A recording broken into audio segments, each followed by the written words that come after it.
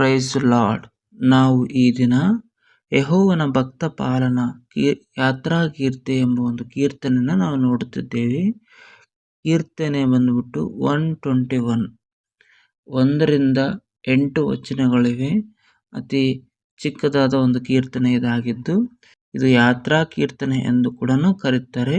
ಆದಿಕಾಂಡ 28:15 ಕೂಡ ನಾವು ಇದರ ಕುರಿತು ನಾವು ನೋಡುತ್ತಿದ್ದೇವೆ. ಸೊ ನಾನಿಲ್ಲಿ ನೋಡುವ ಪ್ರಕಾರ, ನಾನು ಕಣ್ಣುಗಳನ್ನೆತ್ತಿ ಪರ್ವತಗಳ ಕಡೆ ನೋಡುತ್ತಿದ್ದೇನೆ. ನನ್ನ ಸಹಾಯವು ಎಲ್ಲಿಂದ ಬರುವುದು? ಭೂಮಿ ಆಕಾಶಗಳನ್ನು ನಿರ್ಮಿಸಿದ ಯೆಹೋವನಿಂದಲೇ ನನ್ನ ಸಹಾಯವು ಬರುತ್ತದೆ. ಇಲ್ಲಿ 1:2 ಏನು ಹೇಳ್ತಂದ್ರೆ, ಒಂದು ಸಹಾಯದ ಕುರಿತು, ದೇವರನ್ನು ದೃಷ್ಟಿಸುವ ಕುರಿತು, ದೇವರನ್ನು ಆಶ್ರಯಿಸುವ ಕುರಿತು ನೋಡುತ್ತದೆ. ಹಾಗೆ 3:4 ಆತನು ನಿನ್ನ ಪಾದವನ್ನು ಕದಲಗೊಳಿಸದಿರಲಿ, ನಿನ್ನನ್ನು ಕಾಯುವವನು ತೂಕೊಡಿಸುವುದಿಲ್ಲ. ಇಗೋ, ಇಸ್ರಾಯೇಲರನ್ನು ಕಾಯುವ ಆತನು ತೂಕೊಡಿಸುವುದಿಲ್ಲ, ನಿರ್ಧರಿಸುವುದಿಲ್ಲ. ಇಲ್ಲಿ ಒಂದು ದೇವರ ನಮ್ಮನ್ನು ಕಾಯುತ್ತಾ ಇದ್ದಾನೆ, ತನ್ನ ದೂತರನ್ನಿಟ್ಟು ನಮ್ಮ ಕುಟುಂಬವನ್ನು ಕಾಯುತ್ತಾ ಇದ್ದಾನೆ, ನಮ್ಮನ್ನು ಕಾಯುತ್ತಾನೆ ಎಲ್ಲ ಸಮಯದಲ್ಲೂ ಒಂದು ಇದನ್ನು ನಾವು 3:4 ನೋಡುತ್ತೇವೆ. 5:6 ನಿನ್ನನ್ನು ಕಾಯುವವನು ಯೆಹೋವನೇ, ನಿನ್ನ ಬಲಗಡೆಯಲ್ಲಿ ನೆರಳಿನಂತೆ ನಿಂತಿರುವ ಆತನು ಯೆಹೋವನೇ. ನೋಡಿ, ನಮ್ಮ ನೆರಳು ದೇವರಾಗಿದ್ದಾನೆ. ನಮ್ಮನ್ನು ಕಾಯುವ ದೇವರು ಮುಂದೆ ಅದಕ್ಕೆ ಮೊದಲು ಆತನು ನಿದ್ರಿಸುವುದಿಲ್ಲ, ತೂಕೊಡಿಸುವುದಿಲ್ಲ. ಈ 5:6 ಆತನು ನಮ್ಮ ನೆರಳಿನಲ್ಲಿ ನಿಂತು ನಮ್ಮನ್ನು ಕಾಯುತ್ತಾ ಇದ್ದಾನೆ ಅಂತ.